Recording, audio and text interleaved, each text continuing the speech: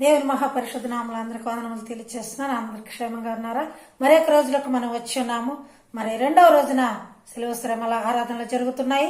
అలాగే రెండవ రోజు ఉపవాసం కూడా ఉంటున్నాం.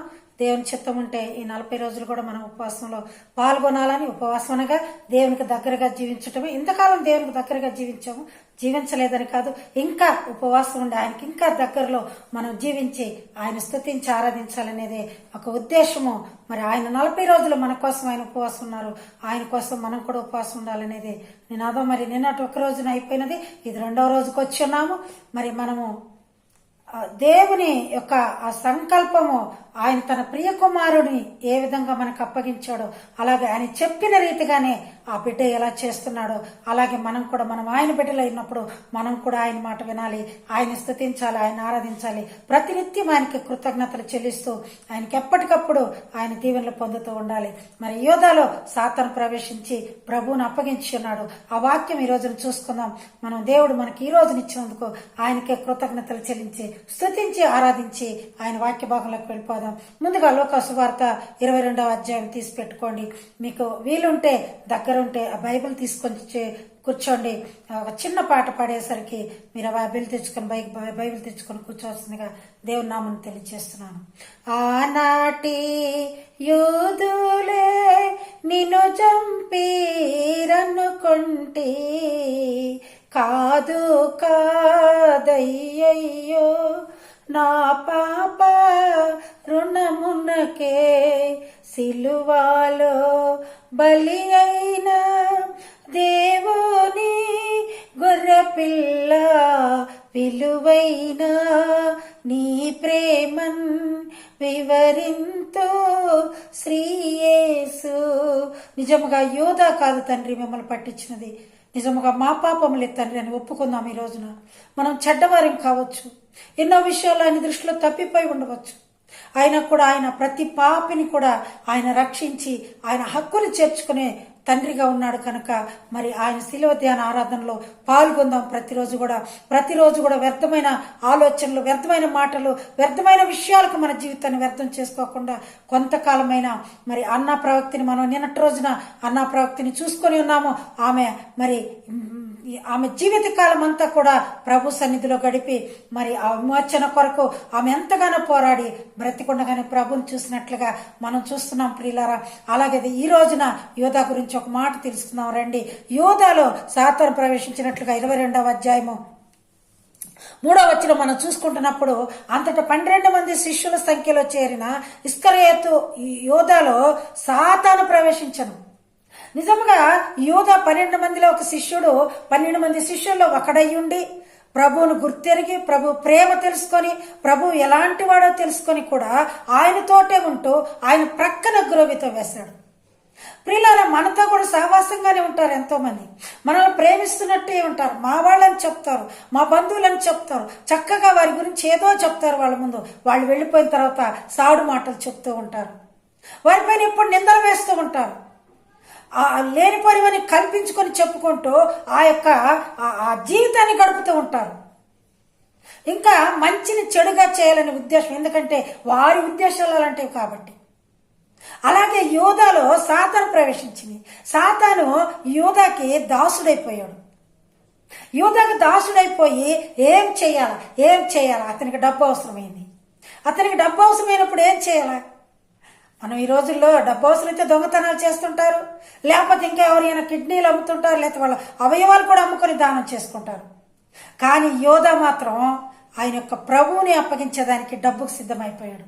చూడండి ప్రియులారా, తన ప్రభువుని అమ్మి వేసుకునే స్థితికి యోధా వచ్చాడు. యోధా ఆయన శిష్యుడైంది ఆయన దగ్గరే జీవిస్తూ కూర్చున్న చెట్టు నరుకున్న విధానముగా అతను చేసి ఉన్నాడు. యోధాలో సాతాను ప్రవేశించను గనుక వాడు వెళ్ళి, చూడండి ఎంత మర్యాదగా ఉందో మాట, వాడు వెళ్ళి.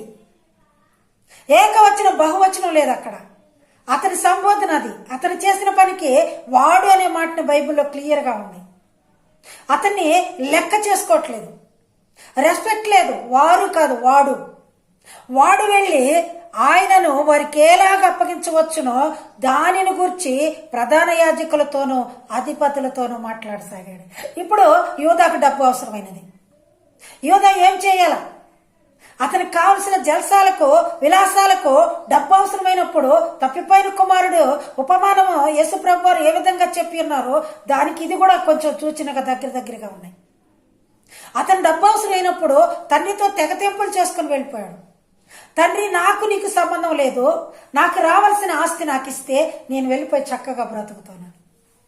తండ్రి ఎంతగానో చెప్పాడు, వినలేదు, వెళ్ళిపోయాడు. వెళ్ళిపోయి ఆస్తినంతా కాజేసుకొని తర్వాత ఆహారం కూడా లేని స్థితిలో ఆ పందులు తినే పొట్టుతో కడుపు నింపుకోవటానికి కూడా ఆ పందులు కూడా ఒప్పుకోలేదు. ఆ పందులు కూడా ఒప్పుకోనప్పుడు ఏం చేశాడు? యజమాని వచ్చి తోలివేశాడు. అప్పుడు అనుకున్నాడు, అయ్యో నా తండ్రి ఇంట అనేక మంది పని వాళ్ళకి సమృద్ధిగా భోజనం ఉంది, నేనైతే ఇక్కడ అవస్థలు పడుతున్నాను.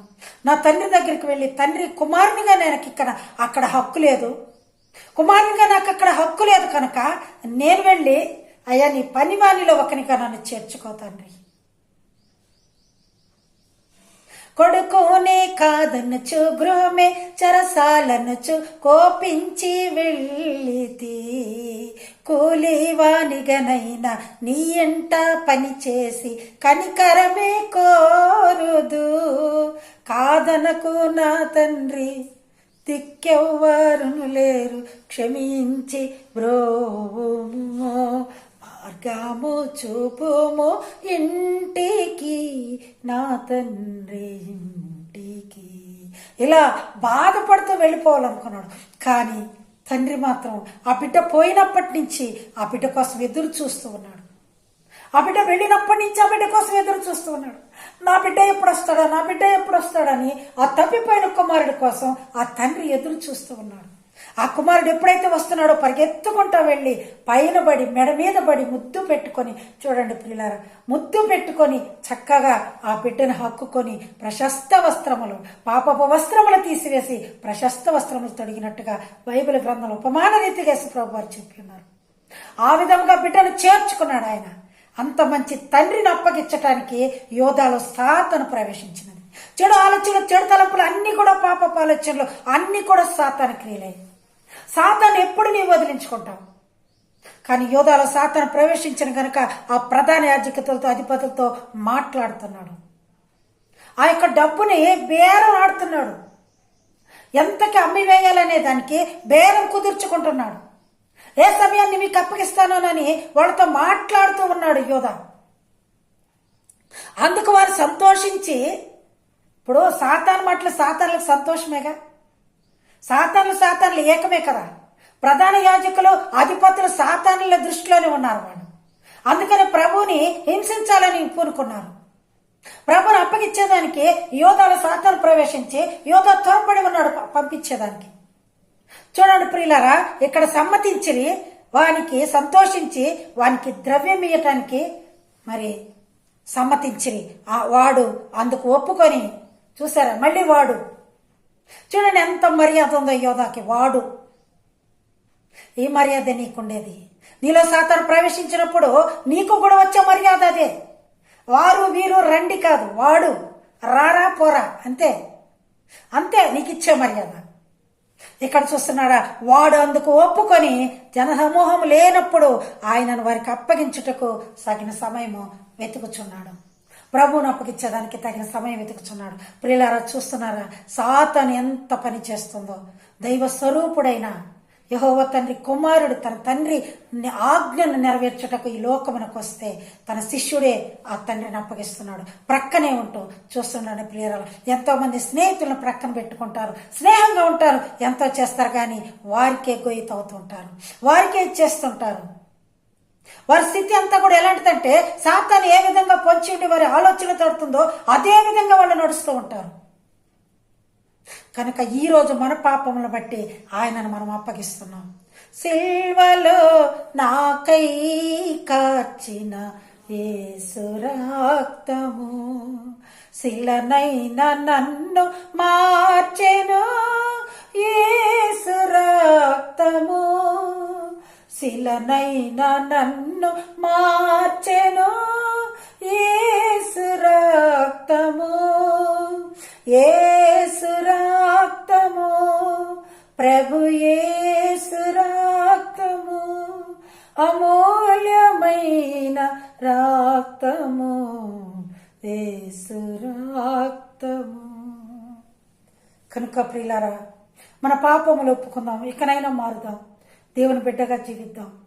ఆయన ఇచ్చే ఆ శిలువ రక్తమును పొంది మన రక్త ప్రోక్షణ చేసుకుందాం. God bless you all. Thank you అనండి.